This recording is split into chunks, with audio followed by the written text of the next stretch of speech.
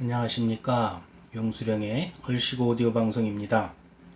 경국지색, 경물치지, 개구우후, 계란유골이라는 재미진 고사성어를 주제로 오늘의 방송을 시작합니다. 저는 용용드래곤 용수령입니다. 자, 우선 처음으로 경국지색이라는 고사성어부터 시작하도록 하겠습니다. 기울어질 경, 나라국, 갈지, 빛색으로 구성되어 있습니다. 나라를 기울게 할, 즉 위태롭게 할 만큼 아름다운 여인을 일컫는 말입니다. 한서 이부인 열전이라는 책에 기록되어 있답니다. 자, 나라를 기울여 위태롭게 할 만큼 아름다운 여인이다. 자, 유래를 살펴보도록 하겠습니다. 중국 한무제 때 협률도의라 해서 음악을 관장하는 벼슬인데 협률도의로 있던 이연년이라는 사람이 있었답니다. 그는 노래 솜씨는 물론 작곡과 춤 실력도 뛰어나서 무제의 한무제 총애를 받았다 합니다. 어느 날 이연년이라는 사람이 무제 앞에서 춤을 추며 가인가라는 노래를 불렀답니다.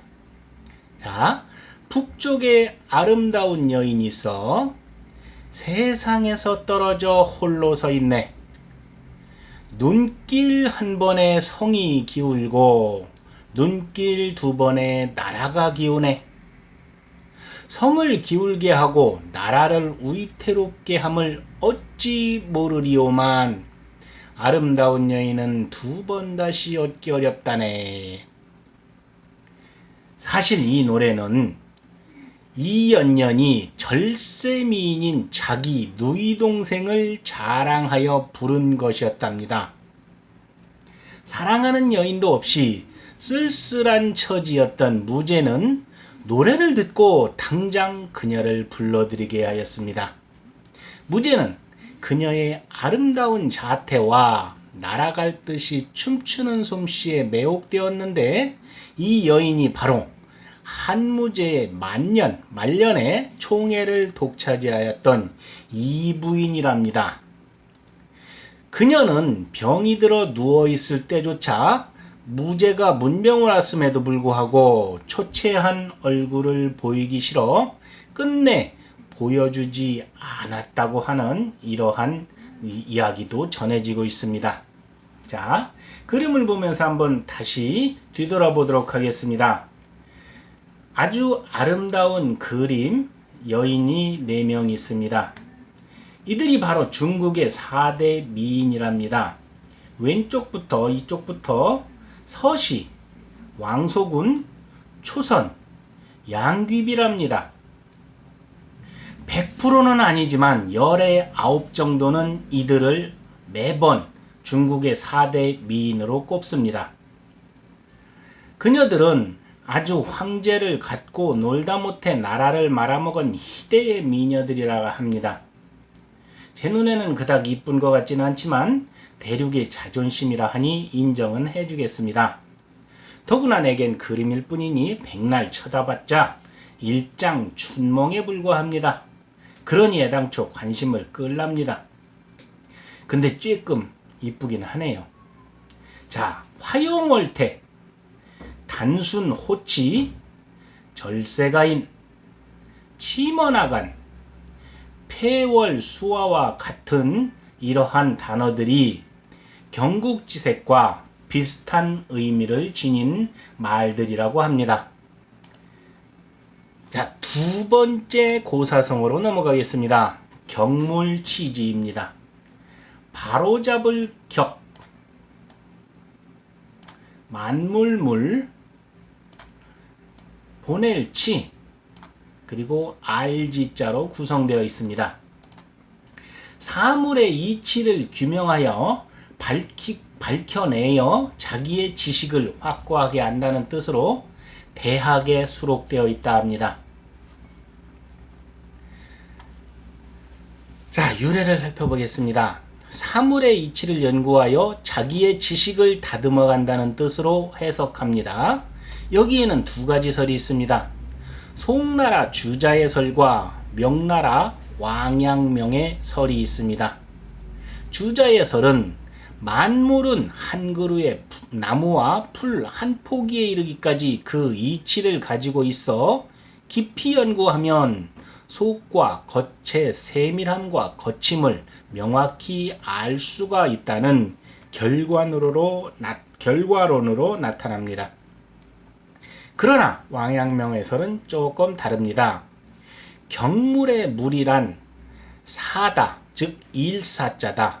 사란 마음의 움직임, 즉 뜻이 있는 것을 말함이라 했다 합니다. 마음 밖에는 아무것도 없다는 심을 표현한 것이라고 할 수 있겠습니다. 마음을 다스리면 모든 것을 스스로 알게 되고 다스릴 수가 있다는 설로 해석된다고 할 수 있겠습니다. 자, 그림을 보겠습니다. 아주 두루미가 있습니다. 그리고 화사한 꽃이 있습니다. 그리고 우리의 호프, 하루도 있습니다. 자, 우아한 두루미에도 화사한 야생화에도 하다못해 강아지 하루에게도 경물치지의 이치는 존재합니다. 이렇게 세상의 모든 것에는 존재의 의미가 있다는 뜻이 되겠습니다. 자, 이렇게 볼 때 경물치지의 정신은 딱 노벨상의 취지와 비슷한 말이라고 생각합니다. 사물을 연구하여 지식을 넓힌다는 취지가 곧 목표이자 목적이 되는 것이기 때문이기 말입니다. 단지 상을 받고자 함이 아니라 경물치지의 이치에 통달하여 세상을 이롭게 한다는 형이상학적 행위가 스스로를 지고하게 합니다. 자, 여러분, 간장종지에도 그리고 개밥 그릇에도 경물치지의 이치는 존재합니다. 그래 보입니다. 제 생각에, 짧은 생각에 그래 보인다는 뜻입니다. 자, 다음으로 세 번째 고사성어로 넘어가겠습니다. 이번에는 개구우후라는 고사성어입니다. 닭 개자, 입구자, 소우자, 그리고 뒤후자로 구성되어 있습니다. 자, 닭의 불의가 될지언정 소꼬리는 되지 말라는 뜻으로서 사기, 소진열전에 기록되어 있습니다. 유래를 먼저 살펴보겠습니다. 자, 이 말은 닭의 불의가 될지언정 소꼬리는 되지 말라는 뜻으로서 곧 큰 집단의 말석, 꼬레비보다는 작은 집단의 우두머리가 더 낫다는 말이라고 할 수 있겠습니다. 전국시대 중엽 동주의 도빈 낙양에 소진이라는 종인가가 있었습니다. 아주 유명한 모사꾼이라고 할 수 있습니다. 그는 합종책으로 입신할 뜻을 품고 당시 최강국인 진나라의 동진정책에 전전긍긍하고 있는 한, 위, 조, 연, 제, 초의 육국을 순방하던 중에 한나라 선혜왕을 아련하고 선혜왕을 뵙고 이렇게 말했습니다. 전하, 한나라는 지세가 견고한 데다 군사도 강병으로 알려져 있습니다. 그런데도 싸우지 아니하고 진나라를 섬긴다면 천하의 웃음거리가 될 것이옵니다. 게다가 진나라는 한치의 땅도 남겨놓지 않고 계속 국토의 하량을 내놓으라는 요구를 할 것입니다. 하오니 전하, 차제의 육국이 남북, 즉 세로로 여기에서 종해라는 이러한 말이 되겠습니다. 세로로 손을 잡는 합종책으로 진나라의 동진책을 막고 국토를 보존하시옵소서. 차라리 닭의 불의가 될지언정 소꼬리는 되지 말라라는 옛말도 있지 않사옵니까? 하고 아랩니다. 선혜왕은 소진의 합종설에 전적으로 찬동했습니다. 그럴 수밖에 없습니다. 워낙 진나라가 강했기 때문에 여섯 나라가 합종하지 않으면 진나라에게 모두 다 멸망할 수밖에 없는 상황이기 때문입니다.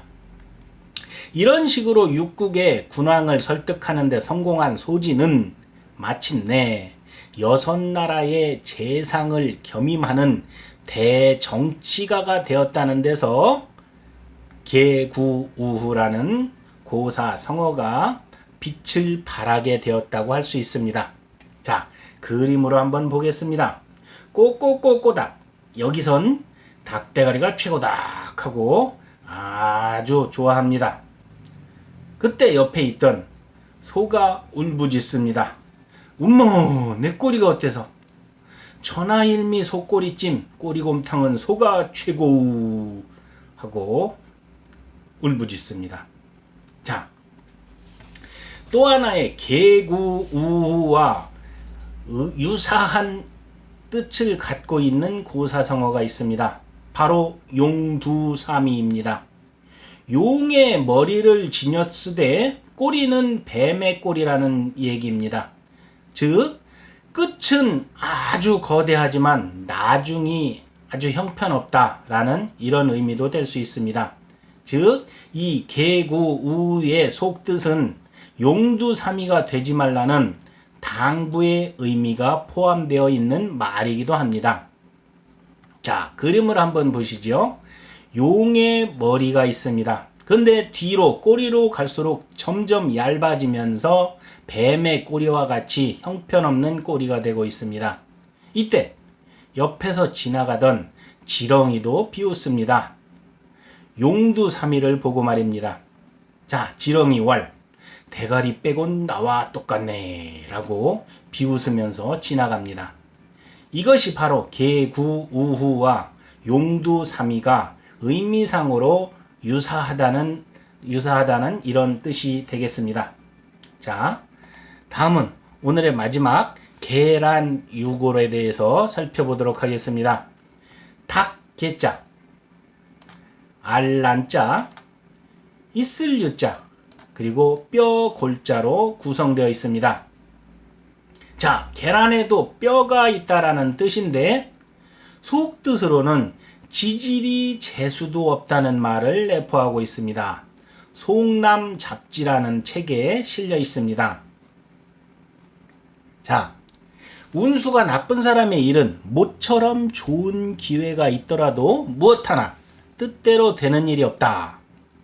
계란에도 뼈가 있다는 속담으로 복이 없는 사람은 아무리 좋은 기회를 만나도 덕을 못 본다는 말을 의미하는 것입니다. 유래를 한번 살펴보겠습니다. 송남잡지에 의하면 세종 때 영의정을 지낸 아주 유명한 정승이지요. 황희정승이 있습니다. 영의정을 지낸 황희는 마음이 착하고 생활이 검소했다 합니다. 청백리의 표상이라고 할 수 있습니다. 황희정승의 생활이 매우 비난한 것을 상감, 즉 임금께서 긍휼히 여기시고 어떻게 잘 살게 할 방도를 생각하셨다 합니다. 한 묘안을 얻어 명령하시되 내일은 아침 일찍 남대문을 열 때부터 문을 닫을 때까지 이 문을 들어오는 물건을 다 황정승에게 주신다 하고 하였습니다.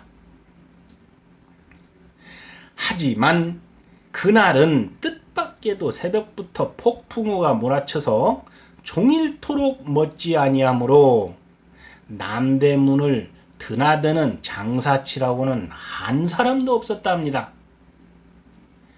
그러다가 겨우겨우 다 어두워 집에 들어가려고 할 때 무슨 까닭인지 시골 영감이 달걀 한 꾸러미를 들고 들어오는 것을 보게 되어 이것을 사가지고 집에 돌아와 곧 삶아 먹으려고 하니 알마다 다 골아서 계란 한 알도 먹지 못하고 다 버렸다 합니다. 여기에서의 골타의 어간이 골타, 즉 다 썩어버렸다의 골타의 어간이 한자의 뼈 골과 음이 같은 데서 뼈가 있다로 해석되어서 계란 유골이라는 이러한 고사성어가 만들어졌다고 유추하게 됩니다. 자, 그림을 한번 보겠습니다. 계란 속에서 병아리가 빼꼼목을 내밀고 있습니다. 자, 계란에 뼈가 있다 없다? 당연히 있다고 할 수 있겠습니다. 왜냐? 그것은 계란으로 이루어져 있는 곳에서 병아리가 태어났기 때문에, 즉 병아리가 증명하기 때문에 계란에 뼈가 있다, 이렇게 말할 수 있다고 할 것입니다. 또 하나는 이 속뜻으로 한번 설명을 해보게 되면은, 한 사람이 뒤로 넘어집니다. 뒤로 넘어졌는데 왜 코가 깨질까요? 자, 이것은 바로 지지리도 재수 없는 놈을 의미하는 것이라고 할 수 있겠습니다. 뒤로 넘어졌는데 코가 깨지네. 어이구, 참 지질이 복도 없습니다. 자, 또 하나 있습니다. 접신물에도 죽을 수 있다 없다? 있을 수 있습니다. 어떻게? 접시에 코 박고 숨 쉬지 않으면 죽을 수 있습니다. 이런 상황을 빗대어서 계란 유골, 즉 지질이 재수도 없다는 말이 탄생한 것이라고 할 수 있겠습니다. 자, 약간은 어긋난 말이긴 하지만 이와 대비되는 말이 또 하나 있습니다. 멸치가 뼈대 있는 가문 출신이라는 사실 말입니다. 뻥이 심하고 잘난 체 하는 사람을 두고 비웃는 말이긴 하지만 사실이기도 합니다. 뼈 있는 생선이기에 칼슘의 왕이라 불리기도 하니 말입니다. 작다고 무시하지 마시기 바랍니다. 멸치를 많이 먹으면 뼈가 튼튼해지는 것도 사실이니까 말입니다. 자, 볶아 먹고 끓여 먹고 회쳐 먹어도 맛있습니다. 버릴 게 없는, 아니 버릴 수 없는 생선이 바로 멸치입니다. 자, 이상으로 오늘 용수령의 고사성어 방송을 마칩니다. 저는 용룡드래곤 용수령입니다. 다음 시간에 뵙겠습니다. 감사합니다.